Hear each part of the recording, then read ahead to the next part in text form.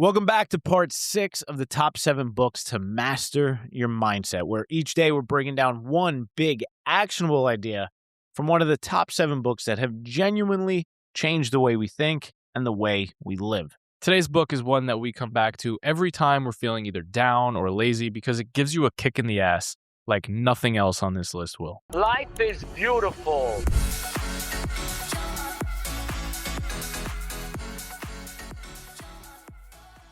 Anytime I need a good kick in the ass, this is the book that I return to. It is... I wish you would just ask me. I would gladly give you a kick in the ass. No, that's not the kick in the ass I'm talking about. Okay, I'm talking about when you're feeling lazy and you just need that kick in the ass. You know, you just need to be around someone, or you just needed someone to tell you to like man up. You've gotten too comfortable for too long. It's kind of like the opposite of like being in the Eckhart Tolle zone, like the power of now zone, where you're just like, oh, everything is, I'm just going to be present. And then you like lose your discipline. This is the kick in the ass that gets you back on your disciplines. And it's my favorite biography, I think, of all time. It's Can't Hurt Me by David Goggins. And if you don't know who David Goggins is, I'm going to give you a very quick bulleted background on his life. He had an abusive father who beat him and his mother regularly. And he goes into vivid detail of those beatdowns in the book. And as a kid, he would see his dad get drunk and then cheat on his mom and then beat the shit out of both of them. It is like really crazy to read that in detail, and it makes you cringe. And he was bullied badly in school because he was the only black kid growing up in this mostly white school and town. And they were extremely racist. He had so much childhood stress that he developed a stutter and had patches of hair coming out of his head. That's how chronically stressed this kid was. And then by the time he grew up, in his own words, he became a fat loser. He was working the night shift, killing cockroaches at 297 pounds. And once again, in his own words, he was depressed, eating chocolate shakes and cookies at every single meal.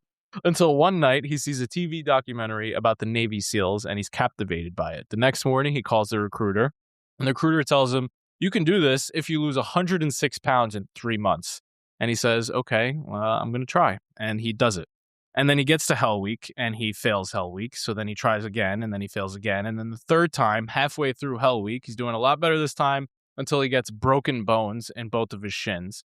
And he completes the rest of Hell Week with those broken bones, becoming one of the most famous Navy SEALs of all time, later an ultramarathoner, and now a best-selling author and just this inspiring savage animal. Yeah, that is the story of David Goggins. It's honestly, when you're reading the book, you're just like, holy shit, these stories just seem like make-believe in a Hollywood movie. Like, how did someone actually endure all of what he talks about in the book? It's wild. 100%. One of my favorite concepts that he brings to light in the book, and one of the most practical things, is this thing he calls the 40% rule. So he says we all have what's called a governor in our brains, and he compares it to a governor in a car, which I had no idea what that was, because I'm not basically just prevents you from going over a certain amount of speed in your car. Yeah, so like it goes into the engine, and it mechanically, no matter how hard you hit the gas, this governor in the engine won't let you go past, like you said, go past a certain speed. Yep.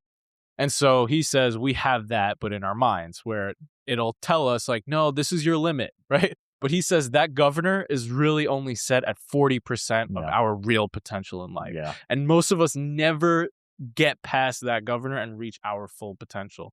And when you read this book and you hear this guy's stories, you're like, okay, he's not lying when he says 40%, because the shit that he's able to push through is like unimaginable. I don't know if every common man has this 40-60 principle he's talking about. We're probably more like 80-20 for the everyday person. But the principle still lies true that we can definitely do more than what we think is possible. Yeah. So the question becomes how? Right? Yeah. How do you actually tap into that extra 60, whatever percent it is for you as a normal human being, not a psycho? And he says, he gives another analogy for this that I love. He says, you need to callous your mind. Yeah, that's one of my favorite concepts from his book. What does it mean to you? Basically, how do you get calluses on your hand? It's when you keep doing the thing over and over and over again, right? Mm-hmm. So that's what he's saying, is you got to continue to struggle over and over and over again. Yeah. And what do those calluses do?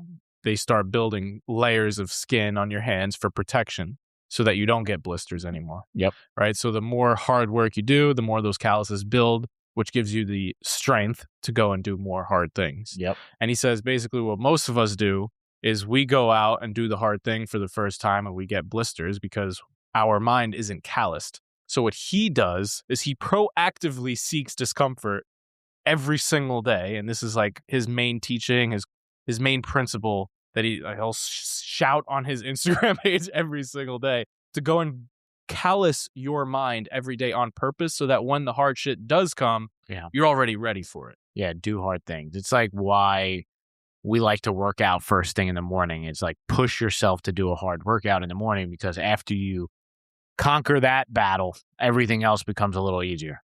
Yeah. So some of the hard things he's done. He ran his first 100-mile ultra marathon with zero training. He signed up 4 days before the race. I not the smartest. By miles, listen to this, by mile 70, both of his feet were broken. I hate this. His kidneys were shutting down. He was pissing blood, and he finished anyway. Yeah.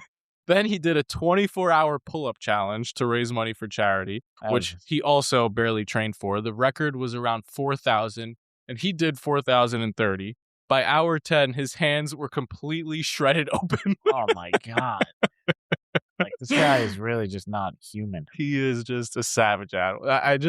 When you hear those stories, it makes you just want to go and do a hard thing, because he just makes you feel so soft. Really? It just makes me cringe. All right, let's wrap this up with a call to action. What do you got? You tell me. I'm still cringing from this guy's stories right now. All right, so I think the call to action is to callous your mind. And I think the best place and time to do that, like you mentioned earlier, is first thing in the morning, because it gives you that energy and that strength you need to handle whatever else comes your way. So if you're listening to this, let's say in the afternoon or nighttime, tomorrow morning, set yourself up to do something really hard. I know it sounds cliche and like the classic personal development bullshit advice, but the cold shower, not for the sake of any health benefits, but just to go and do something hard.